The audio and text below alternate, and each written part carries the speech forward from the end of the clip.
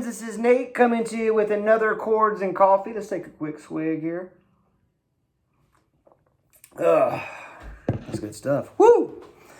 It's a little cold down here in southwest Missouri, but that's all right. It's winter. It's supposed to be. And what are we talking about today? Well, it's episode 4. So we're going to talk about Lydian. Why not? There's some really cool chords that you ought to be using. I think so anyway.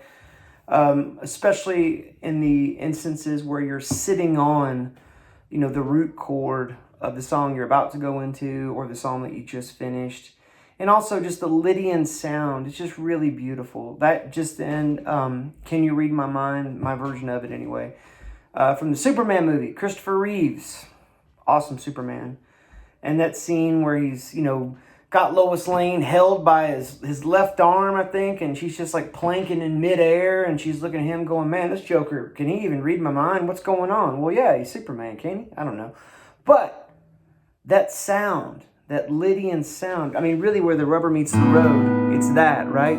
This B over A, and I'm doing this shape here. We kind of hinted at this in our A minor 9 lesson when we did this, right? But this is just like, imagine just an F chord and, 1, 1, 3 on the G, and then a ring finger on the 3rd fret of the D, slid up to 7, right? And in this case, I'm just playing the 7th fret with my index, open B, middle finger is on the 8th fret of the G, and then the ring finger is on the 9th fret of the D, open A string. That sound, or if I was going to do that D sharp with an A in the bass, it kind of wants to do that, doesn't it? Or at least that D sharp wants to go back to the C sharp. That sound, that kind of slanted, suspended, Lois Lane being held by Superman up in the air, that sound, that's beautiful. That's the Lydian sound in a nutshell. And what is that? Well, if the formula for Lydian is X is the 4th of what, in this case, A is the 4th of E, really what you're hearing is the major 7 of E, D sharp, and the A colliding. But you can elaborate on that. You can actually use the E major scale over an A chord to really express. I'm just going to play an A in the bass and just go straight descending down.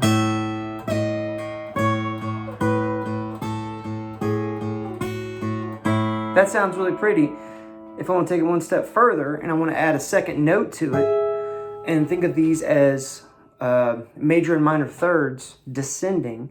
So I'm starting on the 12th with my middle finger on the 12th fret of the high E and my ring finger on the 13th of the G string.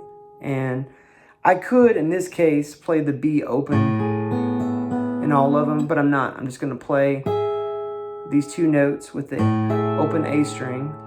Then I'm going to go down to the 11th fret for both of them with my index and middle. Do it again. You got it? Now we're going to slide down to the 9th fret. Same shape, just 9 and 9. And now we're going to slide down to the 7 and 8. Same shape as this. Right? 7 and 8th fret, nothing's happening on the B string. And then now to the 5th and 6th fret. Now to the 4th and 4th. Right? 2nd and 2nd. And now 1st fret on the G string and open E. Right? So one more time.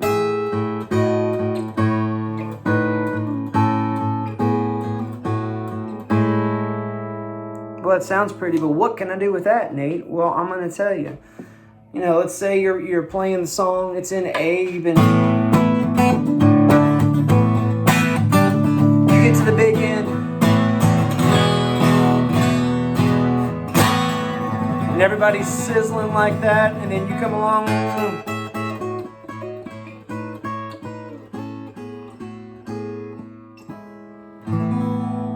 Right? It's a different kind of feel, right?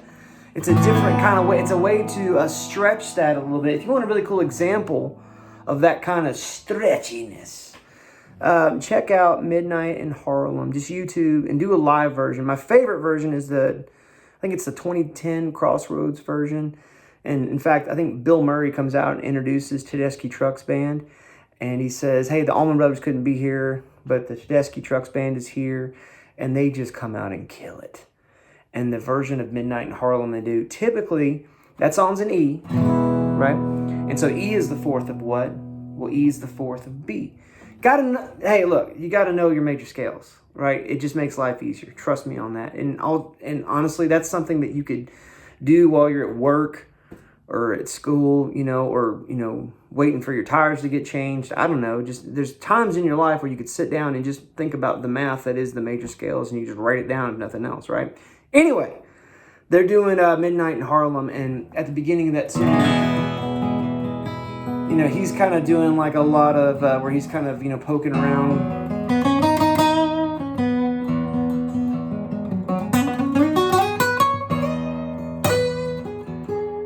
And then this note,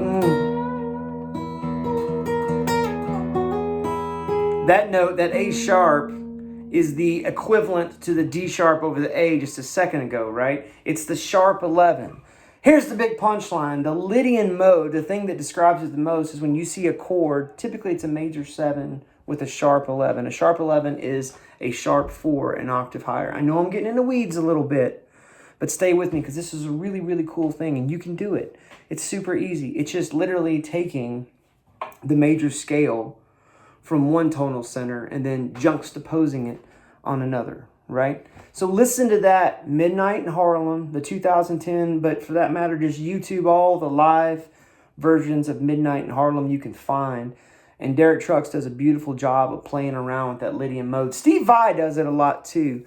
There's I think it's off the G3 tour where he comes out and he's got this guitar with 3 necks and he's doing a bunch of Lydian kind of, wangadoodles and stuff in there too. That's pretty amazing. So Lydian mode is awesome. So for intros and for outros, for an outro, a lot of times, I'll just think about soloing over a whole step above where I'm at.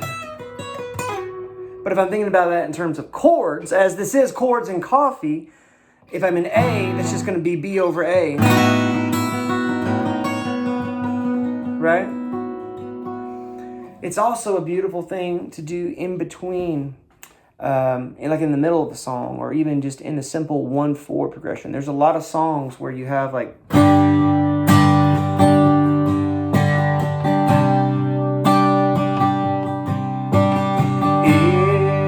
Every rose has chords and coffee, right? Well, in that, if you are playing, that's G and C, right? If you're playing a G major scale, there's that F sharp. The F sharp over the C, that's that Lydian sound. That's what we're hunting for, friends. So in this case, we're doing that G to this C. What would happen if instead of doing this C, every G chord, C at 9, instead of doing that, let's take our pinky off and let's take our index finger off and put your index finger on the 2nd fret, ring finger on the of the high E for that F sharp, ring finger on the 3rd fret of the B, and then middle finger on the C, on the A. Maybe I'll resolve it so pinky on the 3rd fret.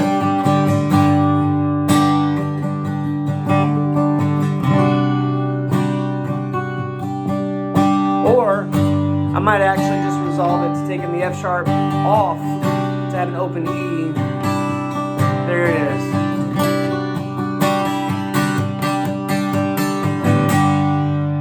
There's a lot of pretty things, just a lot of pretty things you can do with Lydian. And it's one of those, it's a little dabble do you kind of flavor. I like it a lot. I use it a lot. My challenge to you is to take this, like we were doing just a second ago, the Mama I'm Coming Home intervals, right? Ozzy, you know that tune, right? And then just play around with those with an open A.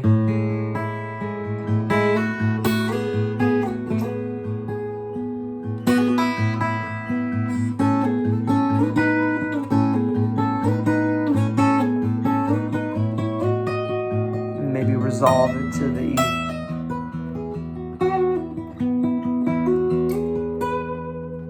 There's a lot of cool stuff you can do with just a simple chord progression and introducing this Lydian flavor here and there. It makes a huge difference, helps stretch out the moment a little bit longer, adds some emotional elasticity to being in the moment, because you just perked everybody's ears up. Oh, now what's he going to do with that? Or now what's she going to do with that? It's fun. And I mean, this music is not just a spectator sport, but you're asking the audience to be involved just by giving of their attention. So Lydian is great for that. I hope you're enjoying this. Please hit the subscribe button. Please comment below with questions or comments or whatever you got. We love to hear from you. We'll see you next time.